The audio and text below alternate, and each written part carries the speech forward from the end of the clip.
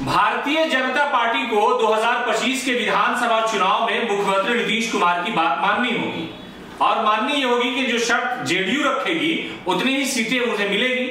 2010 के चुनाव की अगर बात की जाए तो मुख्यमंत्री नीतीश कुमार के साथ उनका गठबंधन था और वहां पर 100 से ज्यादा सीटें भारतीय जनता पार्टी को मिली थी। लेकिन इस बार जो प्लान है वो ये है कि गठबंधन में मुख्यमंत्री नीतीश कुमार की पार्टी भारतीय जनता पार्टी को 100 सीट नहीं देगी। यानी इस तरह के दावे किए जा रहे हैं बीजेपी के नेताओं के द्वारा कि हम 100 सीट पर लड़ेंगे, यानी 100 बीजेपी, 100 जेडीयू और बाकी जो 43 सीटें हैं उस पर छोटी छोटी पार्टियों को दे दिया जाएगा। लेकिन हकीकत ऐसा नहीं है, प्लान ऐसा नहीं है।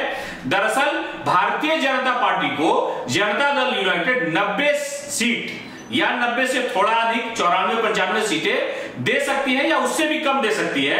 इसलिए कि मामला यह है कि बिहार में जो छोटी छोटी पार्टियां हैं वो जनता दल यूनाइटेड के साथ गठबंधन में नहीं है, वो भारतीय जनता पार्टी के साथ गठबंधन में है। जैसे मान लिया चिराग पासवान को जो सीटें मिलेंगी वो तो बीजेपी के हिस्से से जानी चाहिए। जेडीयू यही शर्त रखना चाहती है, जेडीयू इसी प्लान पे काम कर रही है कि भाई भारतीय जनता पार्टी अपने गठबंधन को मजबूत करने के लिए अपनी छोटे छोटे पार्टी के नेताओं को अपने साथ रखती है, चाहे वो जीतन राम मांझी हो या उपेंद्र कुशवाहा हो या ये चिराग पासवान हो या ये पशुपति कुमार पारस हो।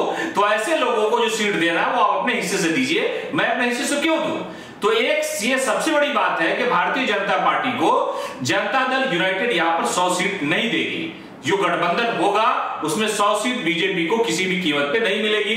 उसके पीछे का प्लान यह है कि जनता दल यूनाइटेड ये चाहती है कि हमारे पास भी तो मसला है, हम भी तो चाहते हैं कि भाई कम से कम आप पर सियासी तौर पर हम सबकत रखें, अपने आप को बड़ा बनने का साबित करें। और सबसे बड़ी बात यह है कि चिराग पासवान का जो मामला है वो बीजेपी इसलिए मानेगी क्योंकि चिराग के भरोसे भी केंद्र की सरकार चल रही है, पारस को भी कहीं ना कहीं सेट करना होगा।